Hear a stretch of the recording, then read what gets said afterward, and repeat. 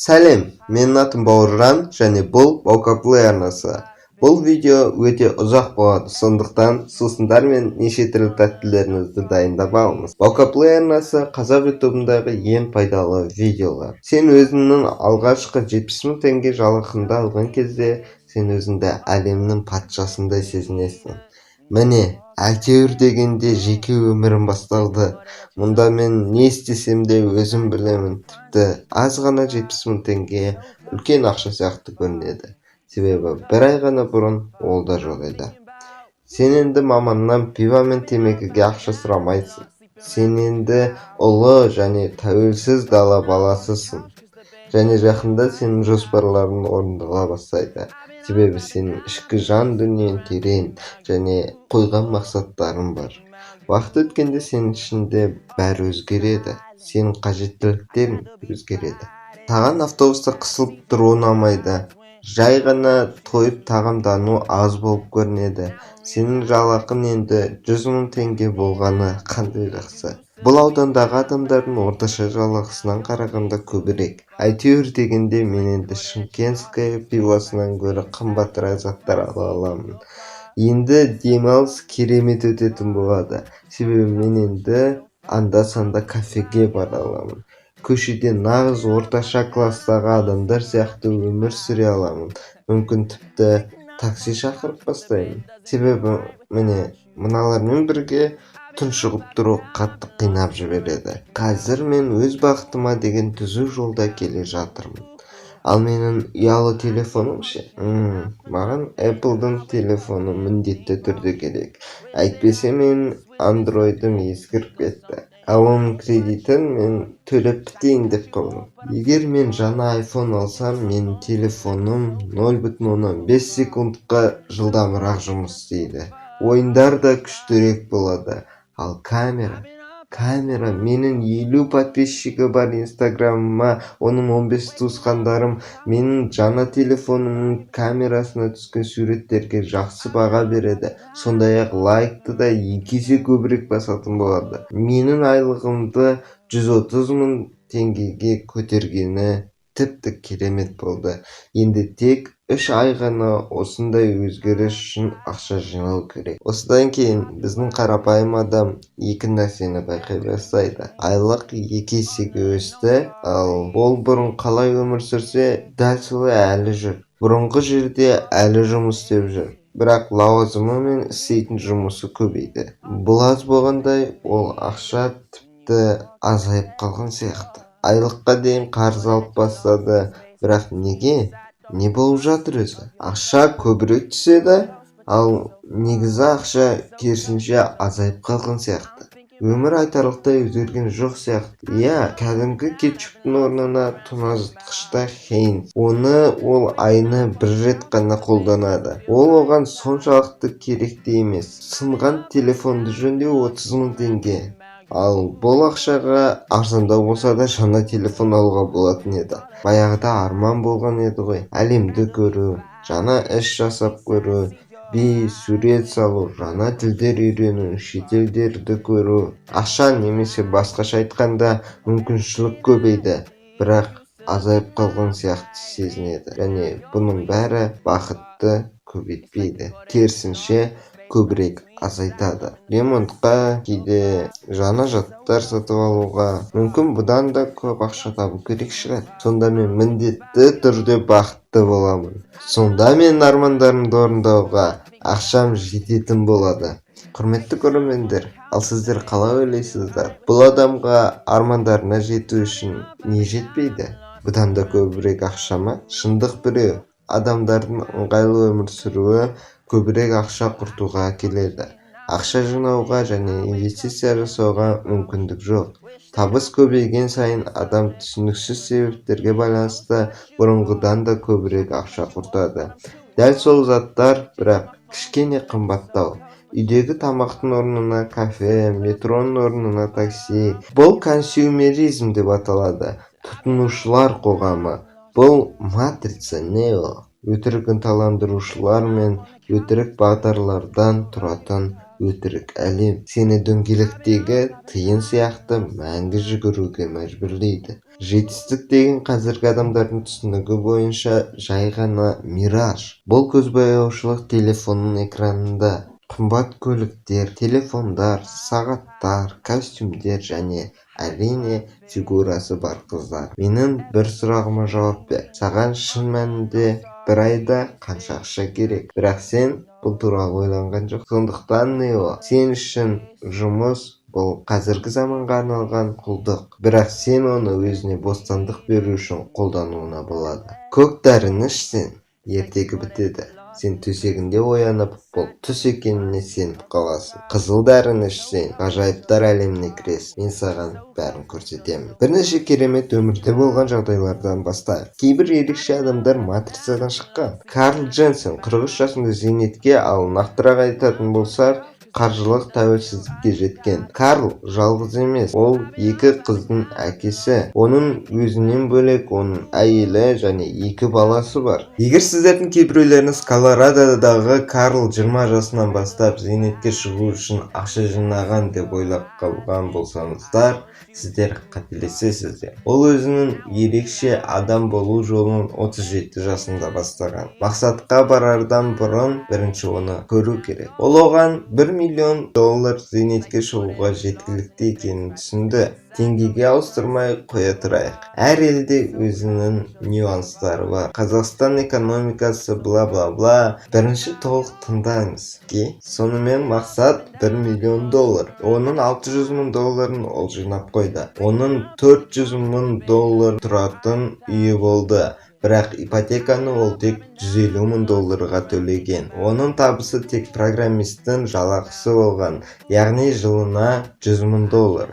Ол қанша дегенімен ол жақтағы орташа айлықпен салыстырғанда көбірек. Карл ең бірінші не істеді деп ойлайсыз? Ең үлкен шығынынан құтылды. Олар өздерінің қымбат үйлерін сатып, 2,5 есе арзанырақ үй сатып алды. Олар $250,000 ипотеканы төлемейтінімен бірге, олардың жаңа үйлеріне салық та өте аз болады. Тағы бір түсінгендері, егер сен жұмыс істемесең, сен балалармен көбірек бірге бола аласың. Бұл жақсы болғаны аздай, бұл ақшаны да үнемдейді. Егер сіз жұмыс істесеңіз, сіздің шығыныңыз көбейеді, себебі бұл балаларға қарауға ақша төленеді. Себебі сіз өзіңіз балаға қарай алмайсыз, және бұл қымбат. Бірақ балалар көп ақша құртуды талап етпейді. Оларға қымбат сыйлықтар керек емес, оларға қымбат ойыншықтардың қажеті жоқ. Сіздің балаңызға бере алатын ең үздік сыйлық ол сіздің уақытыңыз. Жаяу қыдыру немесе велосипед айдау тегін. Сондықтан Дженсендердің отбасы $1,200,000 мен зейнетке шықты. Ол өміріне қайта қарау арқылы бостандыққа жетті. Шынында мен оның инвестиция жасау тәжірибесі жайында айтуды ұмытып кеттім. Бірақ ол басқа әңгіме. Қазір мен басқа батырдың оқиғасын айтып бергім келеді. Джастин Маккери. Ол зейнетке 33 жасында шыққан. Оның әйелі бар және 3 баласы бар. Бұл ерекше адам зейнетке шығуды ең басында жоспарлаған. Сондықтан оны жұмыстан шығарып жібергенде ол өз мақсатына қараған. Ал оның мақсаты 99%-ға орындалып қойған болып шықты. Ал жаңа жұмыс іздеудің керек жоқ. Олар әйелі екеуі жылына $140,000 табады. Оның құпиясы неде? Дәл сол формула. Өз өміріне басқаша көзқараспен қараған. Бұл өмір салтын әдейі өзгертуге әкеледі. Сіздің табысыңыздың көп бөлігін кейінге қалдыру негізгі мақсат болып табылады. Ол үшін сіз өзіңіздің қаражатыңызды дұрыс жарату керексіз. Сіздің ең үлкен 3 шығындарыңызға назар аударыңыз. Себебі осы шығындар сіздің табысыңыздың көп бөлігін алады. Үй, көлік және азық-түлік. Өмір салтын жоғалтпай, аз жұмсай аласыз ба? Бұл екеуінің де қолдарында болаттай мықты семсерлері болған. Бірақ асықпайық. Көптеген адамдар қаржылық нарықтың не екенін білмейді. Бірақ біз капитализм әлемінде өмір сүріп жатырмыз. Сондықтан біз күнде кредиттер, қарыздар мен пайыздарға кездесе береміз. Бірақ олар бізге қарсы жұмыс істейді. Себебі біз ойынның шарттарын білмейміз. Сондықтан қаржылық сауаттылықты дамытуға арналған кітаптар оқуға кеңес беремін. Мысалы, Бодо Шефердің немесе Брайан Трейсидің кітаптары. Сіз байқағандай, мен мысалға американдықтарды келтірдім, және неліктен екені белгісіз, бірақ Америкада екінің бірі акция, дивидендтер мен қаржылық нарықтың не екенін біледі. Біздің екі кейіпкеріміз де бірдей ережені қолданған 4%-дық ереже. Сіз жыл сайын өзіңіздің инвестициялық портфеліңізден 4% табыс тауып, осы ақшаға 30 жыл бойы өмір сүре аласыздар. Оның ең қызығы, тіпті егер сіз жыл сайын 4% табысты алып отырсаңыз да, 30 жылдан кейін сіздің салған ақшаңыз көбейеді. Және бұл екі отбасы да олар жылына қанша ақшаға өмір сүре алатындарын біледі. Дженсондар $50,000 құртады, ал Маккерилер $40,000 жаратады. Бұған егер сіз айына сізге өмір сүру үшін қанша ақша керек екенін білсеңіз, қол жеткізуге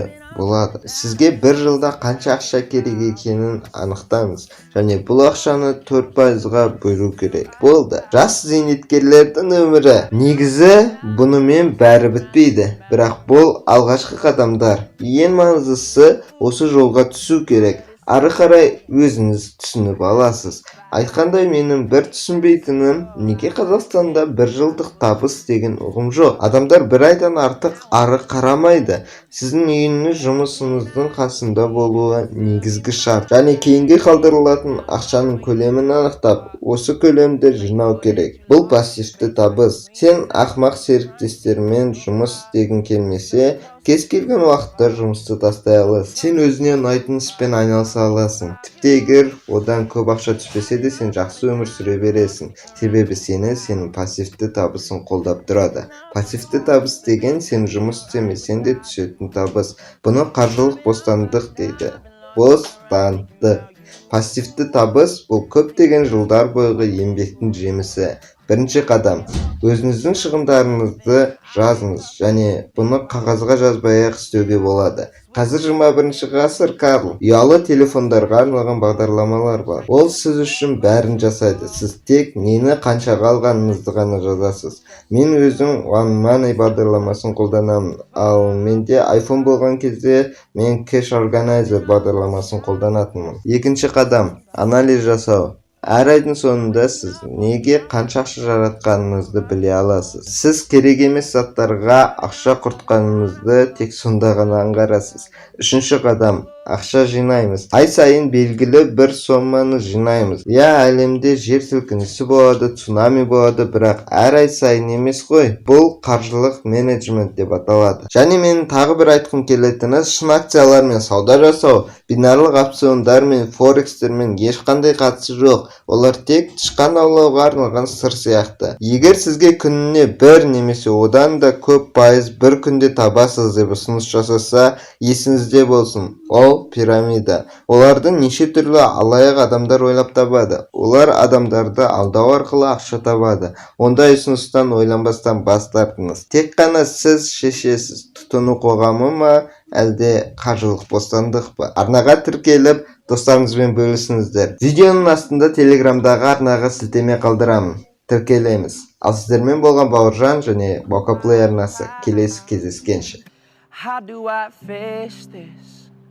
Everything's changing on a no-talk basis, and I can't take no more.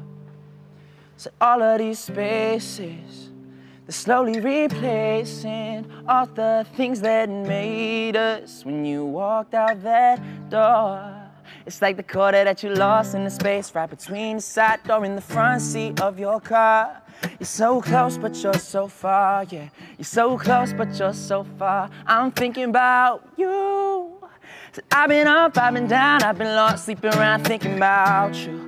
I'm waking up on the couch, cause the bed doesn't feel right without you, yeah. So I've been up, I've been down, I've been lost, sleeping around, thinking about you. Thinking about you. All of this silence, I'd rather be fighting. At least I see your eyes when I push you too far. And now I'm realizing, oh, everything I did, you used to be my right hand, but now you're way too far. It's like the quarter that you lost in the space right between the side door and the front.